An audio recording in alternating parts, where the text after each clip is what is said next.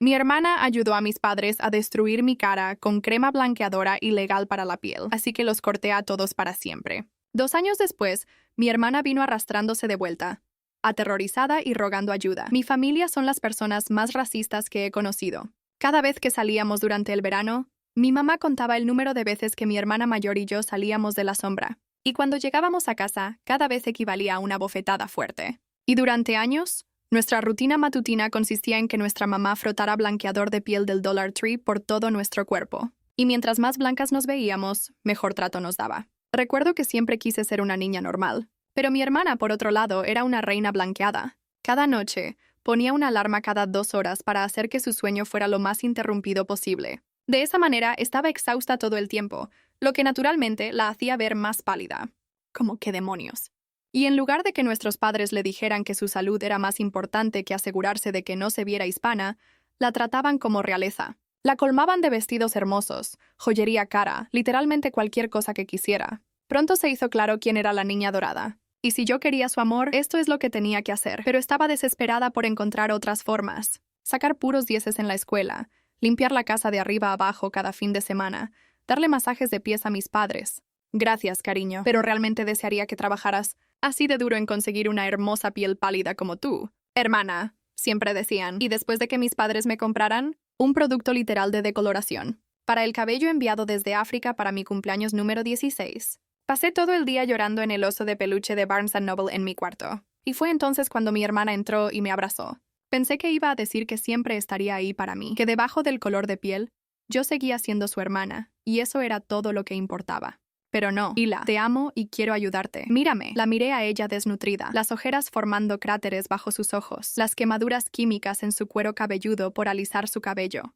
Si yo puedo verme así de hermosa, tú también puedes. Juro que pensé que me estaba haciendo una broma. Pero la chispa en sus ojos me dijo lo contrario. Realmente creía que tratarse así era la forma correcta. Desde entonces, empecé a usar base que era 2 tonos muy clara para mí, y siempre encontraba una forma de cubrir el resto de mi cuerpo. No porque odiara mi piel morena o mis rizos naturales, sino simplemente porque haría a mis padres más felices. Y después de todo, ellos eran las personas que me dieron a luz. Avancemos 6 años después. Me acababa de graduar de la Universidad de Florida. Y cuando llegó el último día de Acción de Gracias, me sentía realmente bien. Había empezado a correr y pasé tanto tiempo afuera que me vi forzada a abrazar mi hambre y belleza natural.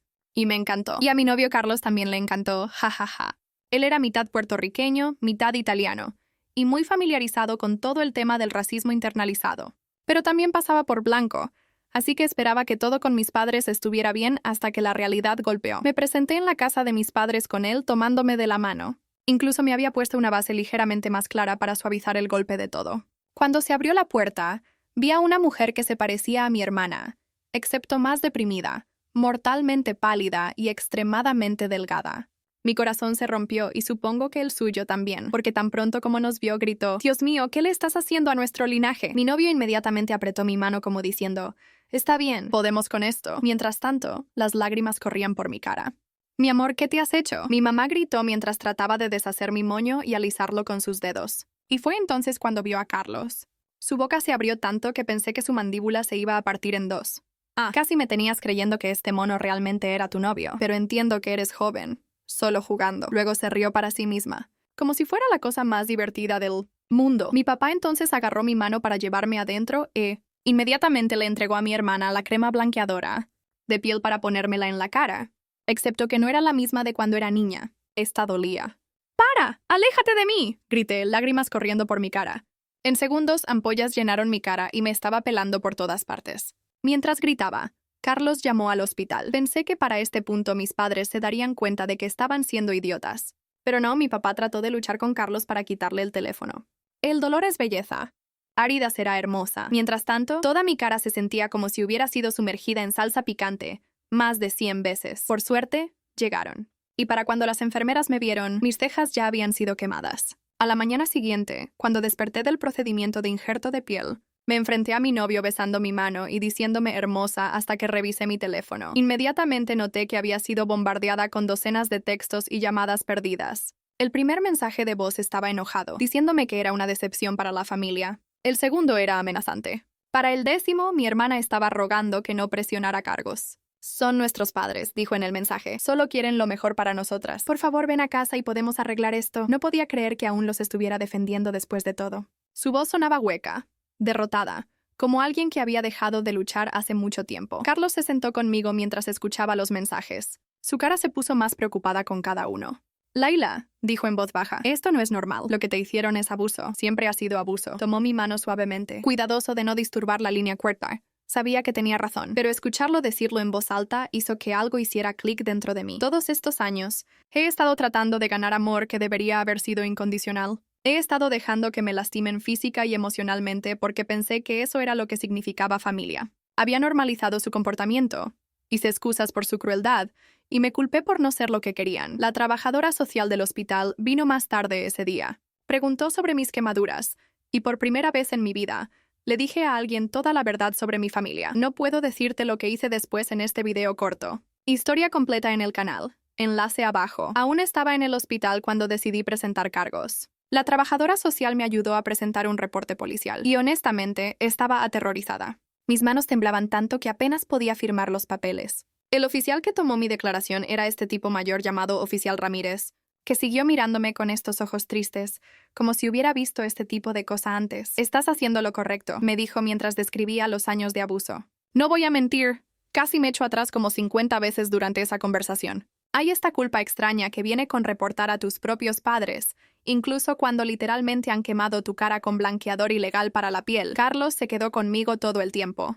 Tomó mi mano durante todo el cuestionamiento y me trajo comida real porque la comida del hospital es pura basura. Las enfermeras siguieron llamándolo mi esposo y ninguno de nosotros los corrigió. Se sintió bien, como un vistazo a un futuro donde tenía una familia real que realmente me importaba. Mi teléfono siguió explotando con mensajes de mis padres y hermana. Eventualmente simplemente lo apagué porque leerlos estaba haciendo que mi presión arterial subiera, lo cual el doctor dijo que no era bueno para mi recuperación. Mi mamá alternaba entre amenazarme y rogarme que viniera a casa. Mi papá envió estos párrafos largos sobre la lealtad familiar y cómo estaba traicionando mi herencia al actuar así. La ironía de él hablando sobre herencia mientras literalmente trataba de blanquearla de mi piel no se me perdió. Los peores mensajes eran de mi hermana Elena. Van a llevárseme si haces esto. Me envió texto. Por favor, Hila, los necesito. No sé cómo vivir de otra manera. Ese me pegó fuerte. Sabía exactamente lo que quería decir. Cuando toda tu identidad está construida alrededor de complacer a alguien más, el pensamiento de perder esa estructura es aterrador. Me dieron de alta después de 3 días. Mi cara aún estaba vendada y me veía como una momia de alguna película de horror de bajo presupuesto. El doctor dijo que necesitaría citas de seguimiento durante los próximos meses para asegurarme de que los injertos de piel estuvieran sanando apropiadamente. También me dieron esta crema especial que costó más que mi renta mensual.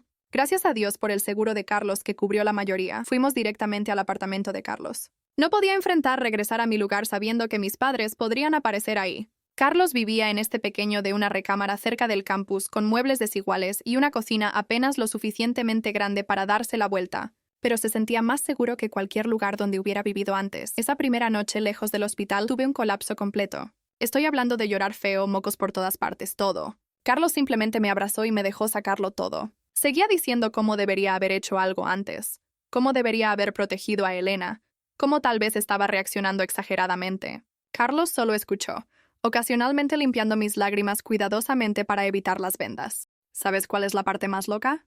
Le dije alrededor de las 3:00 am, cuando ambos aún estábamos despiertos. Una parte de mí aún quiere que me amen. ¿Qué tan jodido es eso? A la mañana siguiente desperté con un toque en la puerta. Carlos fue a revisar mientras me escondí en el dormitorio, aterrorizada de que pudieran ser mis padres. No eran ellos. Era el oficial Ramírez con otro oficial que no había conocido antes. Hemos hablado con tus padres, dijo Ramírez cuando finalmente salí. Están afirmando que todo fue un malentendido, que tuviste una reacción alérgica a un producto de belleza normal. Solo lo miré fijamente. Por supuesto dirían eso. Han estado encubriendo su abuso durante años con excusas como esa. La nueva oficial, una mujer llamada Oficial Chen, preguntó si tenía alguna evidencia del abuso previo. ¿Tenía fotos de las marcas de bofetadas? ¿Alguna vez lo había reportado antes? ¿Tenía el empaque del producto que usaron en mí?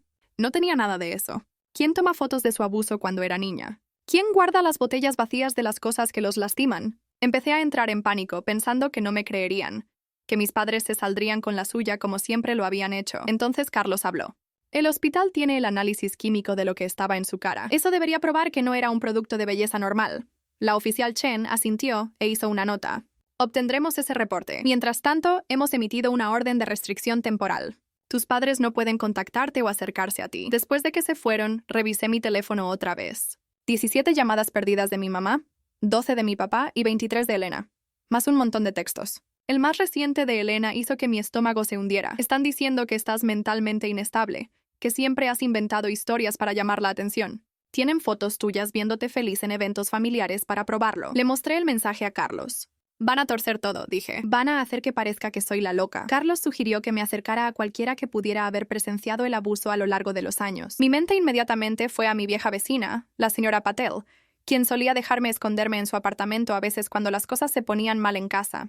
También estaba mi consejero de preparatoria, el señor Thompson, quien había notado el maquillaje que usaba para cubrir moretones una vez, pero no presionó cuando inventé una excusa sobre haberme caído. Pasé los siguientes días haciendo llamadas mientras trataba de sanar. La mayoría de la gente recordaba algo raro sobre mi familia, pero nada específico suficiente para ayudar. La señora Apple se había mudado a Arizona. El señor Thompson vagamente recordaba estar preocupado, pero no tenía documentación. Estaba empezando a perder la esperanza cuando recibí un texto de un número que no reconocía. Esta es Yasmín de la universidad. Carlos me dio tu número. Tengo fotos de primer año cuando aún tenías esas quemaduras químicas en tu cuello de casa. Avísame si ayudarían. Había olvidado completamente sobre esas fotos. Jasmine las había tomado durante una fiesta en el dormitorio cuando mi maquillaje se había corrido. Había estado mortificada en ese momento, y le rogué que las borrara, pero aparentemente nunca lo hizo. Le hablé inmediatamente y prometió enviármelas. Mientras tanto, Carlos estaba siendo una estrella de rock total. Reorganizó su horario de trabajo para llevarme a las citas médicas, cocinó comidas reales en lugar del ramen del que había estado viviendo, y nunca se quejó una vez sobre el hecho de que su pequeño apartamento ahora tenía mis cosas por todas partes. Una noche, lo atrapé investigando cuidado de la piel para recuperación de quemaduras químicas, cuando pensó que estaba dormida, aproximadamente una semana después de que presenté el reporte. Recibí una llamada de una mujer llamada Danielle, que se presentó como defensora de víctimas de la oficina del fiscal de distrito. Explicó que estaban considerando presentar cargos contra mis padres, pero necesitaban más información. Tenemos los registros del hospital y el análisis químico, dijo. La sustancia en tu cara contenía hidroquinona en niveles que excedían ampliamente los límites legales, además de compuestos de mercurio que están prohibidos en cosméticos en EEUUU. No me sorprendió. Mis padres siempre habían buscado los productos más fuertes y peligrosos, creyendo que eran más efectivos. Lo que sí me sorprendió fue cuando Daniel dijo, «También tenemos una declaración de tu hermana». Mi corazón se detuvo. ¿Elena hizo una declaración contra nuestros padres? Hubo una pausa en la línea. No exactamente. Ella está apoyando su versión de los eventos. Dice que siempre has estado celosa de su relación con tus padres y que estás inventando el abuso para llamar la atención. Colgué y lancé mi teléfono por la habitación. Carlos saltó de donde había estado trabajando en su laptop y vino hacia mí. Le dije lo que Daniel había dicho y él simplemente me abrazó mientras lloraba otra vez. Estaba tan cansada de llorar. Está asustada, dijo Carlos. Aún vive con ellos, ¿verdad? Está haciendo lo que necesita para sobrevivir. Sabía que tenía razón, pero aún dolía como el infierno. Elena había estado ahí para todo. Había experimentado el mismo abuso que yo, a veces peor. ¿Cómo podía negarlo ahora? Al día siguiente decidí intentar algo diferente. Llamé a Elena directamente en lugar de enviar textos. Para mi sorpresa, contestó. «Laila, necesitas dejar esto», dijo inmediatamente. Su voz baja como si estuviera tratando de no ser escuchada. Están realmente enojados. Papá rompió la mesa de café ayer. Nunca lo he visto así. Respiré profundo. Elena, nos lastimaron. Aún te están lastimando. Mírate. ¿Cuándo fue la última vez que comiste una comida completa o dormiste toda la noche? Estoy bien, espetó. Soy hermosa. Todos lo dicen. Estás desapareciendo, dije suavemente. Cada vez que te veo, hay menos de ti ahí. Estuvo callada tanto tiempo que pensé que había colgado. Luego susurró, no sé cómo ser de otra manera. Yo tampoco sabía, le dije, pero estoy aprendiendo. Tú también puedes. Colgó después de eso. Traté de llamar de vuelta, pero fue directamente al correo de voz. Dejé un mensaje diciéndole que la amaba y que había un lugar para ella en el apartamento de Carlos si alguna vez lo necesitaba. El caso contra mis padres se movió lentamente.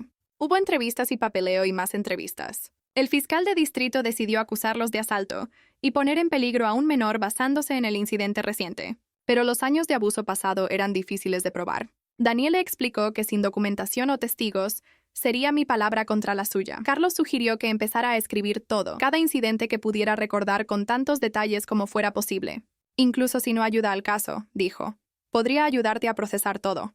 Así que lo hice. Compré este cuaderno barato de la librería del campus y empecé a llenarlo con recuerdos. La vez que mi mamá me abofeteó tan fuerte que me sangró la nariz porque jugué en los aspersores en casa de una amiga. La Navidad que mi papá le dio a Elena un collar de oro y a mí una botella de loción blanqueadora de piel. Las incontables mañanas pasadas alisándome el cabello dolorosamente mientras me decían qué feos eran mis rizos naturales, escribir todo fue como drenar una herida. Dolía, pero el veneno necesitaba salir. Algunas noches solo podía manejar un párrafo antes de tener que parar. Otras veces escribía durante horas, las páginas mojándose con lágrimas. Aproximadamente 3 semanas después del incidente de Acción de Gracias, recibí otra llamada inesperada. Era de mi tía Rosa, la hermana de mi mamá que vivía en Miami. No éramos cercanas. Se mudó a Florida cuando era joven y solo la veíamos en eventos familiares importantes. Acabo de escuchar lo que pasó, dijo. Su acento era más marcado de lo que recordaba.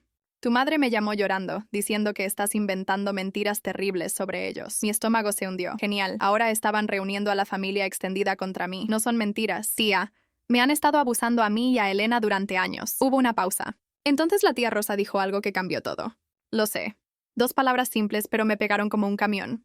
Sabía, aclaró, lo sospechaba. La forma en que tu madre siempre estaba obsesionada con su apariencia, como ustedes niñas, nunca parecían jugar afuera como niños normales. Le pregunté sobre eso una vez y se puso tan defensiva que nunca volví a sacarlo. Debería haber hecho más. Me senté en el sofá de Carlos, mis piernas repentinamente débiles.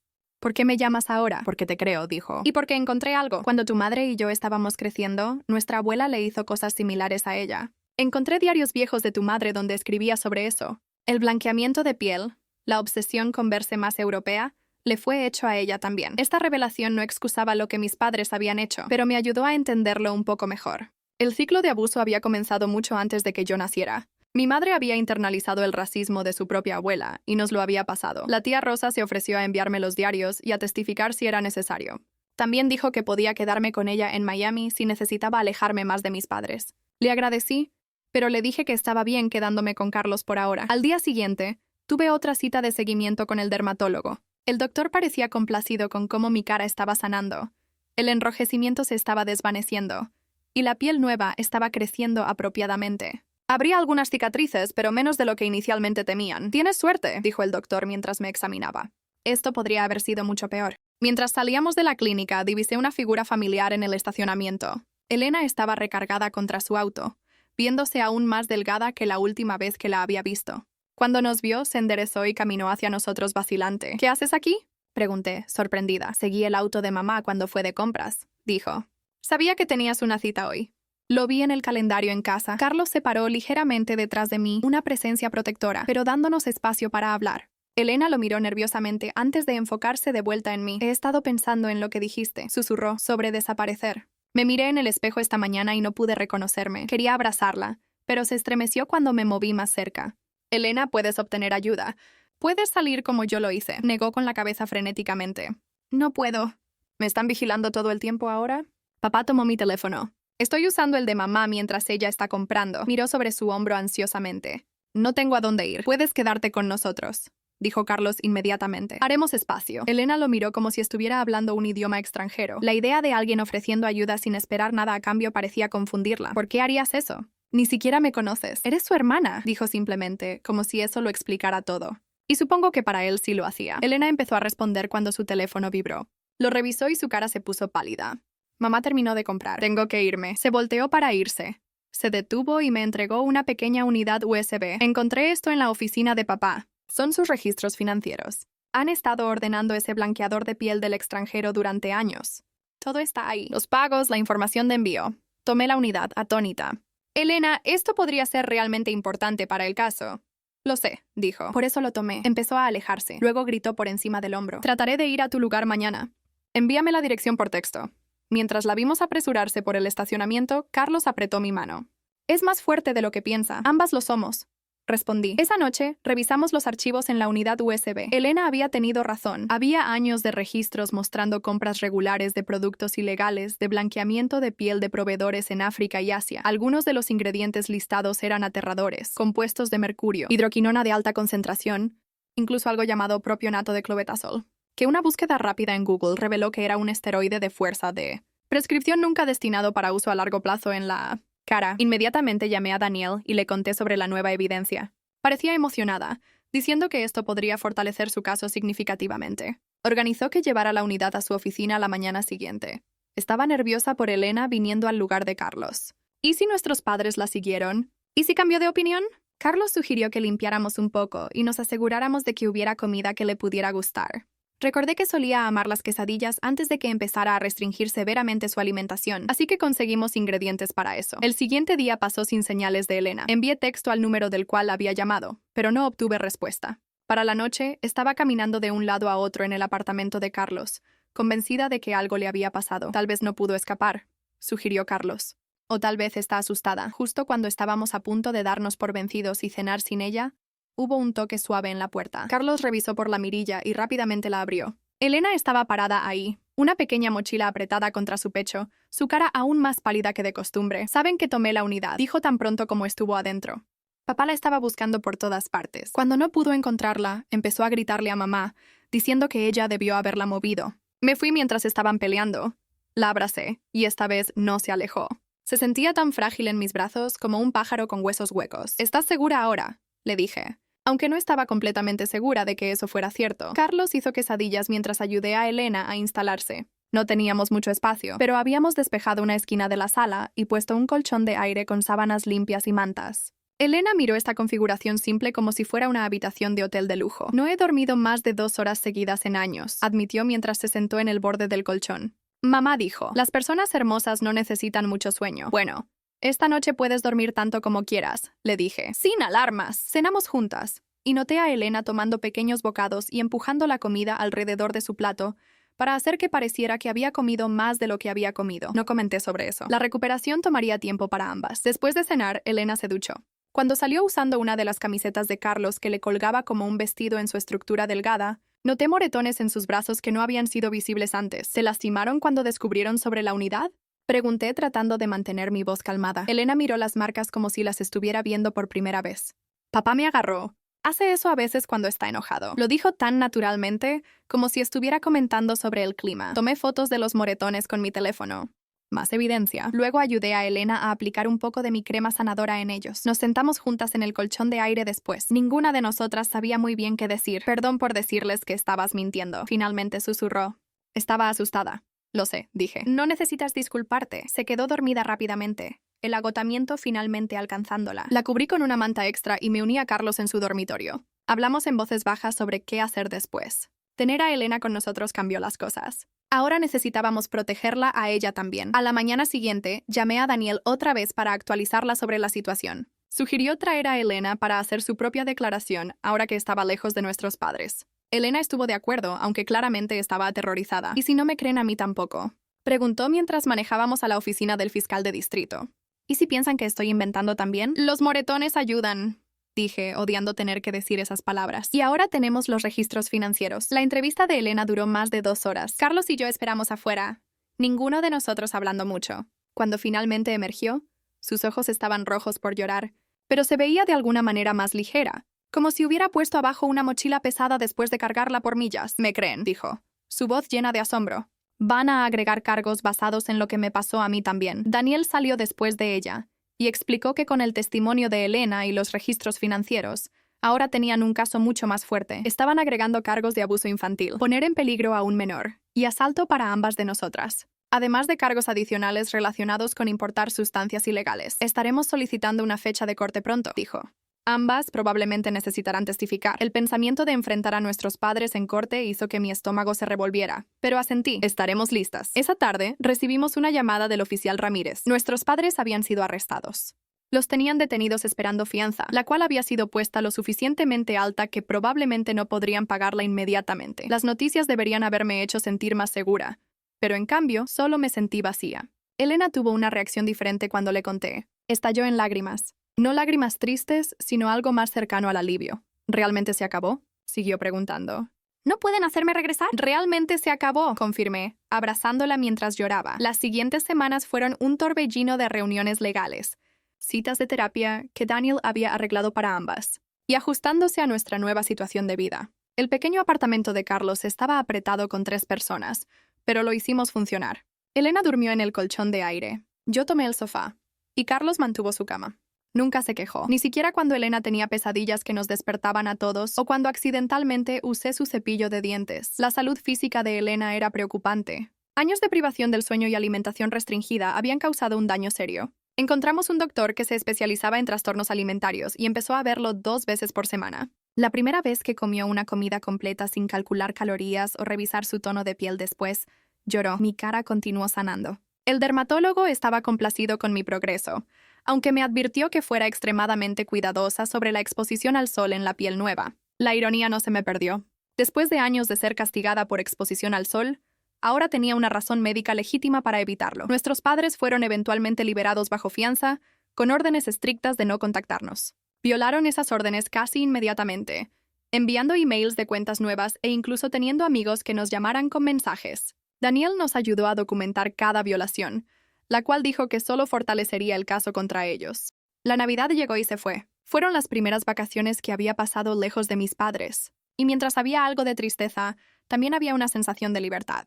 La familia de Carlos nos invitó a su celebración, y su mamá hizo platos puertorriqueños tradicionales que me recordaron la comida que mi abuela solía hacer antes de que falleciera. Elena comió más ese día de lo que la había visto comer en años. En enero, recibimos aviso de que el juicio estaba programado para marzo. Mientras la fecha se acercaba, mi ansiedad se disparó. Empecé a tener ataques de pánico, a veces despertándome, jadeando por aire. Convencida de que estaba de vuelta en la casa de mis padres con químicos quemantes en mi cara, Carlos sugirió que todas probáramos algo nuevo para ayudar a manejar el estrés. Nos inscribió para una clase de pintura en el centro comunitario. Era terrible en eso.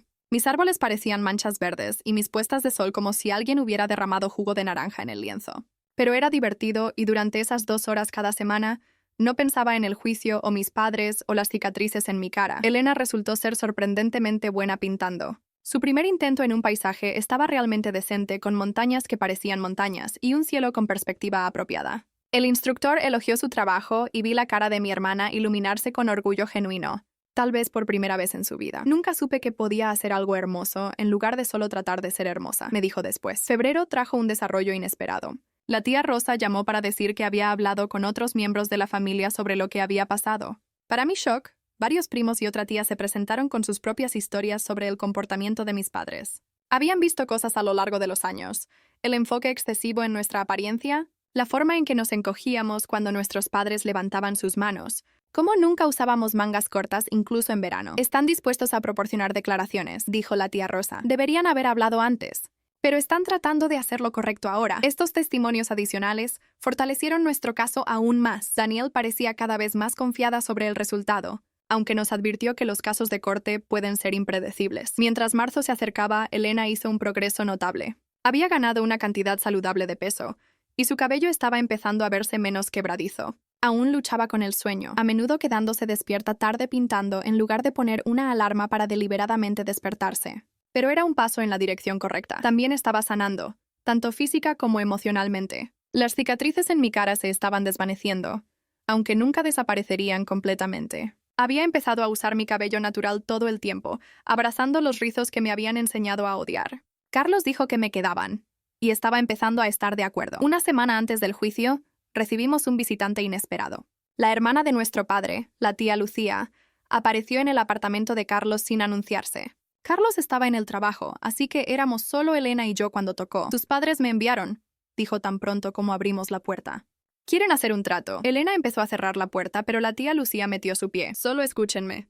Están dispuestos a declararse culpables para reducir cargos si acuerdan no testificar. Pagarán tus gastos médicos, Laya, y las dejarán en paz para siempre». Miré a Elena, cuya cara se había puesto pálida otra vez. «Necesitamos discutir esto», le dije a la tía Lucía.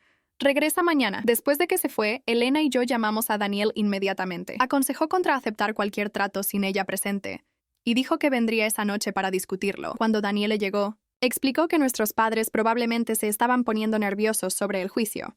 «La evidencia contra ellos es fuerte», dijo. «Están tratando de minimizar las consecuencias». «¿Qué pasaría si estuviéramos de acuerdo?», preguntó Elena. «¿Irían a la cárcel para nada?». «Probablemente no», admitió Daniel. «Con cargos reducidos, podrían obtener libertad condicional, servicio comunitario, tal vez una multa». Pensé en todo lo que nos habían hecho a lo largo de los años: el dolor físico, las cicatrices emocionales, los años de enseñarnos a odiarnos. «Eso no parece suficiente», dije. «Es su decisión», nos dijo Daniel. «Pero recuerden, testificar significa enfrentarlos en corte. Significa tener su historia cuestionada por su abogado. Puede ser traumático». Elena y yo nos quedamos despiertas tarde esa noche hablando sobre eso. Parte de mí quería tomar el trato para evitar ver a nuestros padres otra vez, simplemente seguir adelante con mi vida.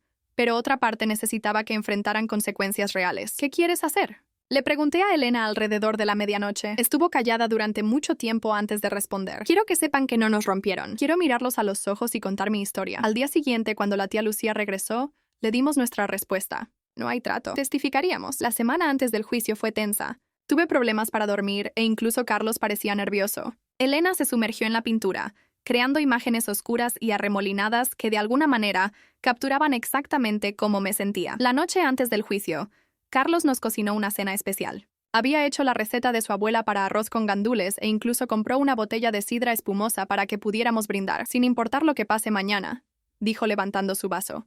Ustedes dos son las personas más valientes que conozco, y sin importar el resultado, lo enfrentaremos juntos. Miré a mi hermana al otro lado de la mesa, a Carlos a mi lado, y sentí algo que no había experimentado en mucho tiempo: esperanza. Sin importar lo que pasara en corte al día siguiente, ya habíamos ganado algo importante. Habíamos roto el ciclo. Habíamos encontrado nuestras voces. Habíamos empezado a sanar. Mientras chocamos nuestros vasos juntos, sabía que enfrentar a nuestros padres en corte sería una de las cosas más difíciles que había hecho. Pero por primera vez en mi vida, no estaba enfrentando las cosas difíciles sola. La mañana del juicio llegó con una tormenta de primavera. La lluvia azotaba contra las ventanas mientras nos vestíamos con la ropa más bonita que teníamos. Carlos usó una camisa abotonada y corbata. Me puse un vestido azul simple que mostraba mi tono de piel natural. Elena eligió un vestido de sol amarillo que la hacía verse más joven, más vulnerable, pero también de alguna manera más fuerte. Manejamos al tribunal en silencio, cada una perdida en nuestros propios pensamientos. Mientras nos metimos al estacionamiento,